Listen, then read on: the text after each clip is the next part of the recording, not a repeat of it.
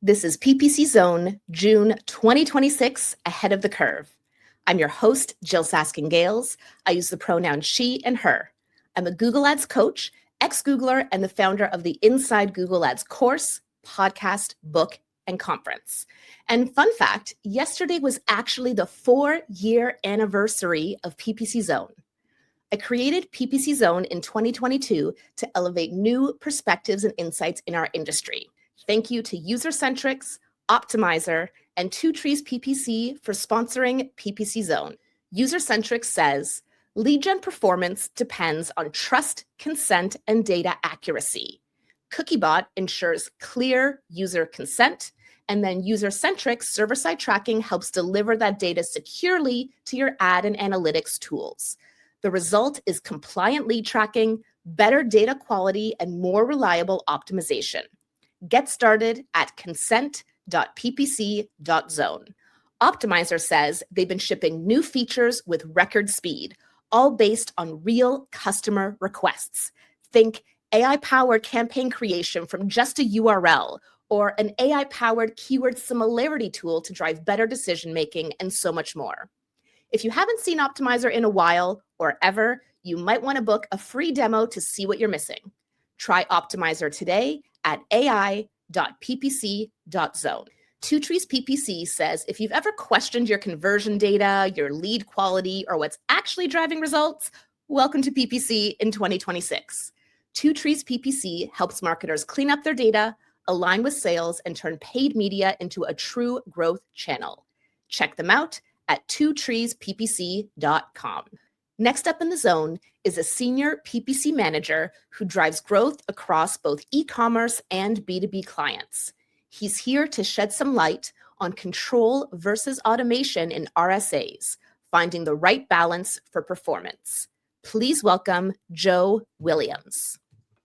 Hiya. Welcome to my topic, pinning versus automation. Are we over-controlling response to search ads? I'm finding that balance between structure, meshing, and machine learning. I picked this topic just because this is something that I like to test when I'm with my clients, and also when I'm doing audits. This is something I like to look into, just see how others are setting up their ads. So a bit about me, 8 years experience in this industry. I'm a little bit PPC obsessed, just with my passion, always learning, always trying to be active on LinkedIn. And then outside of work, I'm either playing rugby or competing in high rocks across Europe. So why do advertisers love pinning? We pin for good reasons. So it keeps core brand messages visible and ensures consistent identity across ads. So if you're working with a client and they have a certain message on their landing page and they want it on their ads, pinning allows that to be allowed that to happen. Gives key information and promotion offers visibility. So if you're running a summer sale, it's really important that this is pinned, just because if a customer is looking for you and you don't have it pinned, potentially they could go to a competitor and you could be losing out on some profit.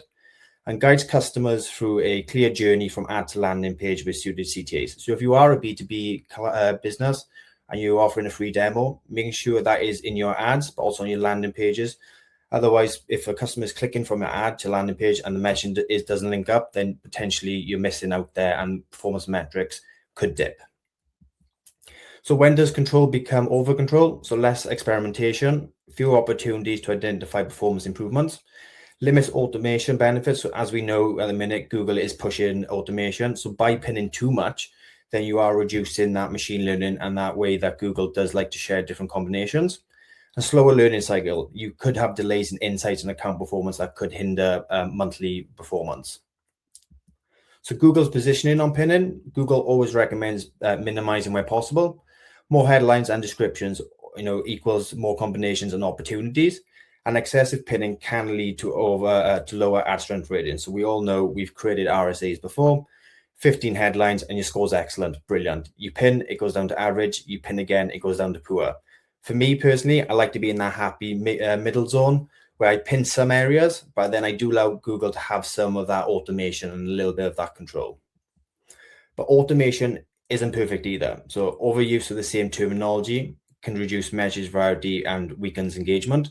Fails to highlight USPs or competitive advantage. Again, if you've got a certain percentage off and you haven't pinned, Google with its different combinations might not show it. And again, a customer could go to a competitor who has, 50% off without knowing. and does not address then key customer needs such as quality, style, delivery, or value. So take this ad I've created just as an example. You've got cheap dining tables, buy dining tables today, and dining tables for sale. These three headlines are very generic. And, if you created your RSAs and you do have, next day delivery or certain money off, if you haven't pinned these, Google might not show them. And then your message comes a little bit generic, a little bit boring. So how do I structure my responsive search ads? So for me, headline one, I always pin. So if that's in a brand campaign, I pin the brand name. If it's in a non-brand campaign, then depending on how I've structured the ad groups, I'll make that keyword front and center, and I'll pin that just because when I'm searching, I like that keyword to be seen in the ad. Headline two, I put down as optional, but I do like to put the CTA here just because we know that sometimes Google does cut off headline three. So I do think it's quite important to have that CTA visible so that, the customer knows what they're having off you. Headline 3 to 15, then I don't pin, I leave that flexible, and that allows me then to test different meshing angles. Description 1 to 4, I've put as optional, but I do like to pin sometimes a description in position 1. I like to use 90 characters, and if there's something I really want to put forward, I make sure this is pinned just so, it's really important. It needs to be seen. So what happened when I tested pinning versus non-pinning? So as you can see from this data set, this was from a home improvement client I worked with. I ran this test for 60 days and from a brand campaign.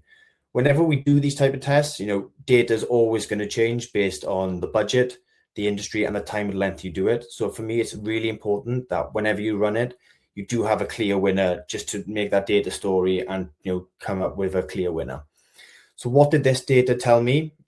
Pinned, it drove majority of the traffic. So it had more clicks, more conversions, stronger CTA, a lower CPC, and a lower cost per conversion, which came in line very similar to what the client wanted. So what that told me was I went into the campaign, went to the unpinned, paused all these, and that just enabled me then to focus on pinned ads. And I could then expand then and do different meshing angles within this pin strategy. So 3 key takeaways: pin strategically, not excessively. So it's really important to pin certain messages, but don't overpin and allow Google to test. Second, test, and test again. Whenever you're doing an A/B testing, make sure you do have enough data to make that final decision on that clear winner. Doesn't matter if it's A or doesn't matter if it's B, a clear winner is very important. And if you don't, expand it. So if you run a test for 30 days, expand it to 60 and again to 90 and so on. And number 3, don't set and forget. If you've done the test and pin is one, don't stop there. Test different messaging angles.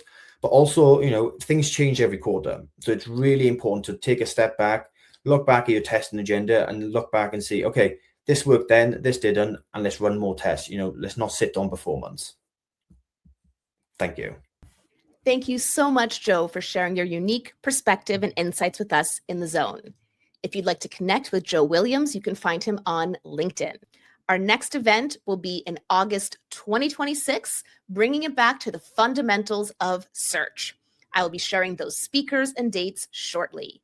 If you would like to speak at an upcoming event, you can apply on our website, ppc.zone. Our 2026 events are almost full, and I'm already starting to book PPC Zone speakers for 2027. So go ahead and fill out that quick application if you would like to join the ranks of PPC Zone alums.